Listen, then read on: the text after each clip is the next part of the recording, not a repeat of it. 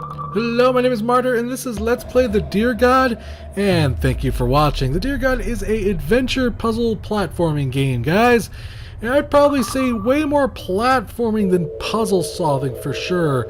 This isn't anything like Obscura Lost Light or other puzzle games. You're not going to be like, pushing buttons and levers and stuff like that. Mostly you're going to be just kind of pushing blocks occasionally to solve some puzzles here and there. The game is gorgeous. And I think that is the highlight of the Deer God. It's a gorgeous game. It's designed very beautifully. The music is spot on. But the only thing I could think of to compare it to was like something like Secrets of Radicon. You are in the wilderness, you are interacting with nature, and it's all very highly spiritual. It released on Steam February 2015, but it was on early access for quite a while before that. The Deer God was developed and published by Crescent Moon Games. You can go ahead and get the Deer God on Steam for the indie standard price of $14.99. Now guys, the Deer God kind of reminds me of that old idiom, don't judge a book by its cover, because the Deer God is just a strange game. It has some things that are going to make you scratch your head that are a little bit strange in this game. That's all I can say, really, kind of, other than showing it to you, obviously. So we're going to go ahead and start off with the options. There is some options that are on startup that you can interact with. The game does go up to 1080p resolution. It does feature partial controller support, some rebindable keys. I'm going to play with my keyboard and mouse. I just find it a little bit more intuitive that way. You also have some effects here in the game that you can play with. Some depth of field, real-time shadows, bloom, all that good kind of stuff you have the ability to play with here, guys. And also a sound slider. The game does feature Steamy goodness. It does feature Steam achievements, not Steam cards. Steam cards may be something that comes in the future. The game also does feature multiplayer, which is a little bit strange, but you can kind of go around with your, if you have like a friend, and play a couple deer homies going around and banging deer chicks. We're going to hit begin adventure, and then we're going to switch to my normal game, which you can see is about 50% complete. Because I kind of wanted you to get an idea for the story. There's a hardcore mode, which I guess probably means you get more damage done to you or you starve faster. I'm not really sure. Well, there's a little cutscene here at the beginning, and then we're going to start getting into the game and discussing all its mechanics and all that good kind of stuff. Don't think we're gonna find any tonight. Not in this weather. Yeah, I've had enough. Going to bed. You staying up? Gonna watch the fire a little while. See you in a bit.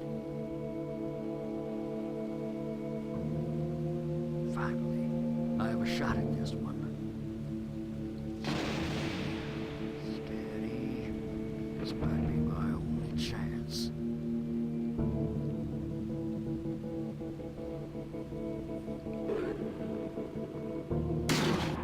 Oh no! So let's get this straight. He was struck by lightning, attacked by wolves, and shot a baby deer all at the exact same time. Human, you must redeem yourself for the brutal actions you have inflicted upon our kind. You must now feel what it feels like to be one of us. If you do not redeem yourself, there will be far greater consequences. The elders will be watching you. And don't forget to have plenty of deer sex. It's very important. So that gives you the basic idea, the basic premise of the game, guys. You're a human stuck in a deer's body, hence why you're kind of in control and you're intelligent and all that good kind of stuff, guys. Now there's 3 bars here on the top left. One of them is your health, one of them is your hunger, and the one below that, the blue one, is your stamina bar, which is kind of like a representation of how you use your powers, also your attacks. As far as the controls goes, it's really simplistic, very smooth. Was to basically kind of move around. You can press up to jump, and you can use your spacebar button to jump and do certain different attacks as you get access to them. Hello, long last you're the transhuman. The prophecy must be true. I'm the elder of agility, instructed by my brethren to bestow upon you the skill of double jump. You'll now be able to make higher jumps. I'll also explain to you about the ancient race of something. They left us the 10 statues, which hold the essence of the powers of the deer god. Only the elders remain here now to protect their hidden locations in the world. These powers can be earned and harnessed by solving the riddle of each statue. For now, you must leave me be so that I can meditate.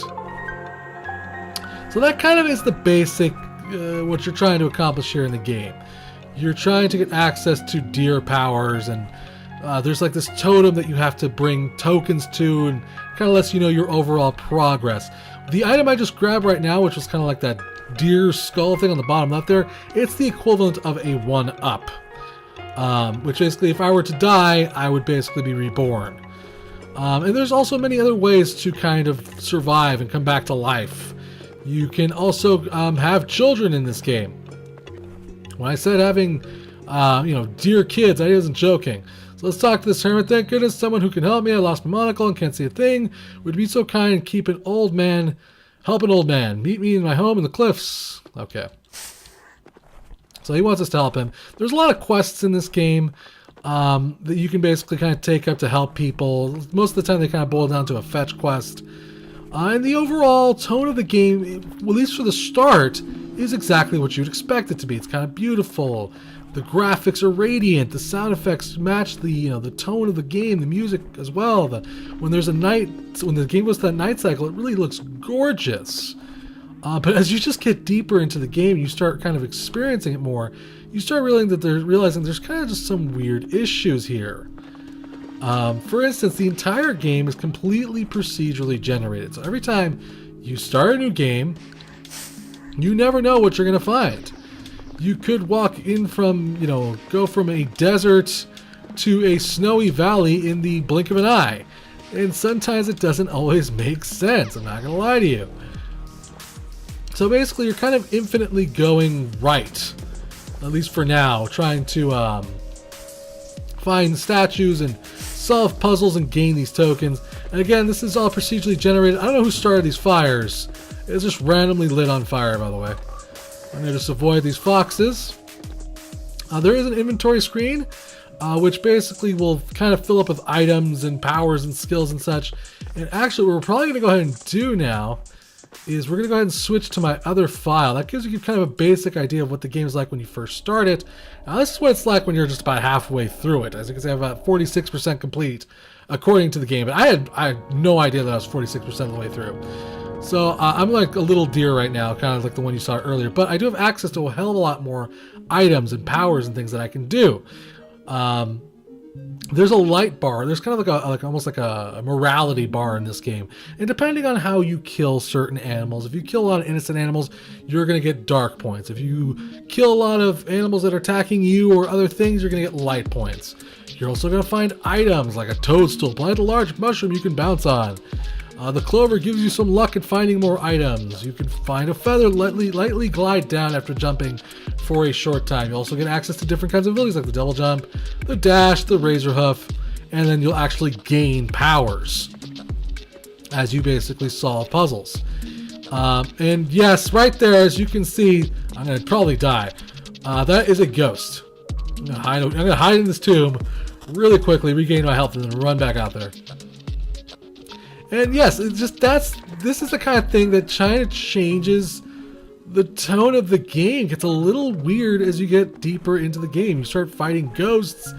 I can shoot a fireball, guys. Look, check this out. I don't know how many deers can shoot fireballs, but apparently this one can. And it gets very strange. It's just the tone of the game. The theme of it gets kind of lost and kind of muddled as you're playing it. Not only that, other than what you just saw, that kind of one basic explanation, it doesn't really explain much else of what you're supposed to do. There is a boss right here, by the way. I didn't mean to run into this guy. And apparently we need to kill him. To defeat him, though, it's not going to be easy. I'm going to have a hard time, I have a feeling. Ugh! Can I jump on his back? No, I cannot. He's going to kick my ass, though. Alright, we are getting hurt every time we jump on his back. So yeah, the combat in this game is slightly repetitive as well. It can get a little silly. Hold on, I'm gonna see if I can fireball his face. And you kind of just find yourself repeating things a lot. What just happened? I don't know. I have no idea what I just gained. Did I just get a power? I have no idea. Take that to the face, sir. Alright, we're just gonna go over here. And then we're gonna fireball him. He should be dead after this. Yep, and then he dropped the token, which we can use to kind of like make more progress. I have no idea what I just grabbed down here. I think that was a good thing we just did that. I think that was one of the quests, was to defeat that guy. How do I get back up though? Oh, I know how. I activate this power, which lets me crap out a vine out my ass that I can use to climb up to greater heights. That is one of the powers. So as you can see, basically, as you start getting bigger and bigger, which is, by the way, represented by that little blue antler thing on the top left there, you're going to get access to bigger antlers, which gives you access to more of your powers. And you'll get, obviously, a butt ton of powers because your antlers get pretty freaking big here. So that was one of the bosses. I'm kind of proud of myself for beating that guy first shot. And that's kind of how the game works. You kind of just are doing random quests. There's also a lot of instant death scenarios, like those spikes there. There's sand pits. There's a lot of platforming over those particular situations as well. Wait, that's the exact same boss. What the hell? What the hell? I just got done killing you. What is that crap?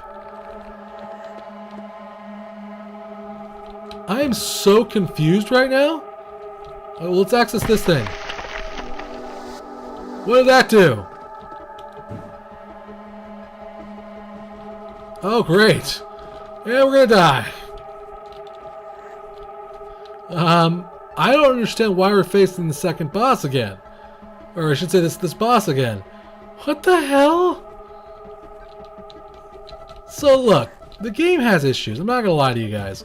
And one of the issues I think primarily it has is the fact that it's procedurally generated.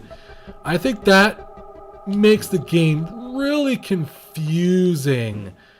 I think they should have just made it more kind of like a straight up forward adventure style game. And kind of made the experience a little bit just more linear instead of having these random crazy events happening, like me fighting a boss twice, for instance. I don't understand why this is even happening right now. I already killed this guy. Am I gonna get like a second token for killing him? Maybe. And also my power is no longer working. Yeah, I'm pretty sure this is not supposed to be happening. Take my fireball to the face. Twice. Yeah, he gave me a second token. Okay. So we'll take that token, hopefully, and use that to maybe make some quick progress here in the game. If I find that boss a third time, I'm skipping him, by the way. As you can imagine. I'm not going to fight the boss a third time. That would just be pretty stupid. Let's just go this way. Yes, everything wants to kill me. I gathered that. Oh, there he is again! What the hell? Do you have to defeat them all, like, in a row? I don't understand this. Well, let's go up here, and I think this might lead me to the totem that will let me put my little placards in, my little tokens, which is kind of the representation, again, of progress. We're going to sprout a tree out of our butts. That should let us get a little bit higher here. Oh, come on. Are you serious? Oh my goodness, we're not going to be able to get up there. I can't believe this. We're not going to be able to get up there. So we're going to just have to keep moving forward then. So yeah, guys, like I said, I just feel like that procedurally generatedness, it just kind of held the game back a little bit. Because it kind of takes the entire theme of the game and makes it a little strange, to say the least. I'm trying... Dude, could you mind here? Okay, you know what? You're going to get a fireball. Okay. Can we make sweet babies? I don't think we can because you got hurt, didn't you? Alright, we'll make sweet babies with the next one. There we go. Sometimes, by the way, the things will show up in the foreground which will kind of block your view occasionally. I guess I can't make babies with that one. Weird. And yeah, it's just... It's not a perfect game. It has its issues with that procedurally generated. It has an issue with the fact that it doesn't really have any kind of tutorial whatsoever also. By the way, I am brutally murdering a human being right now. And one of my own kind, because she's kind of stupid. I find that the oh god in heaven. The non-player characters can be kind of stupid. The other deers can kind of get in the way. I've seen them block puzzles before. I've seen them do all sorts of stupid stuff that kind of just frustrates the ever-living crap out of me, by the way. I'm going to just kill this guy really quickly here. Really would love for him to get the hell out of here. Dude, you are so harshing my mellow.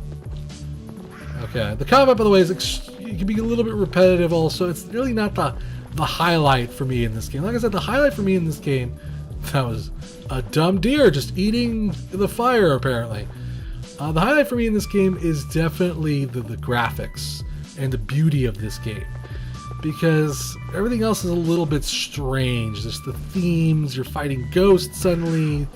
You can fireball ghosts in the face, and you're just like, what?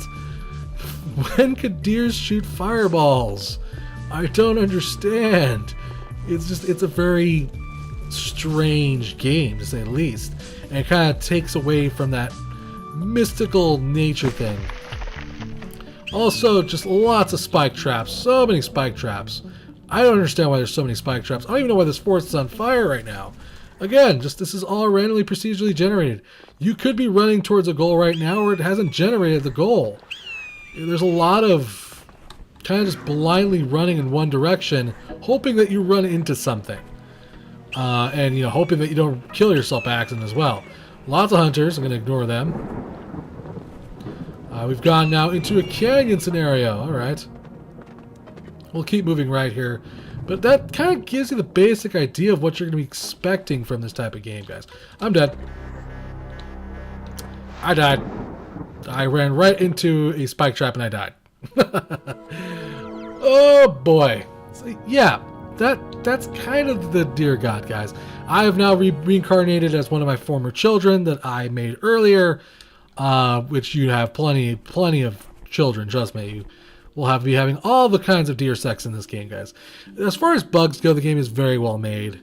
Replay value, if you're the type of person who enjoys randomly procedurally generated running of right, then you will have plenty of replay value. I just think that it doesn't make much sense.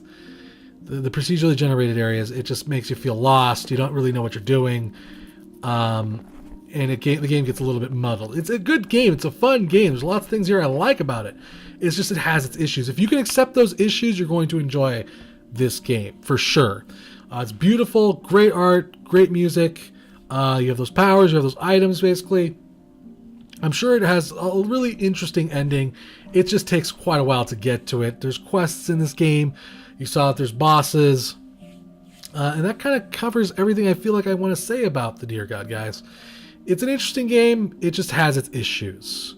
I would have preferred a straight-up adventure game, something that was planned out, something more linear. And the entire fighting of ghosts and skeletons and all that stuff, it makes it feel silly. Shooting fireballs, it kind of makes it feel weird. It takes away from the nature aspect I feel in this game, guys. So I just want to say big thanks to the developer for a chance to check out this title. Thank you for watching. Remember to subscribe and share, and I'll keep bringing you awesome indie games, guys. If you really enjoyed this video, maybe consider hitting up that tip jar if you're feeling generous of heart. All tips go to improving the channel or future giveaways, guys. Till next time, play more indie games.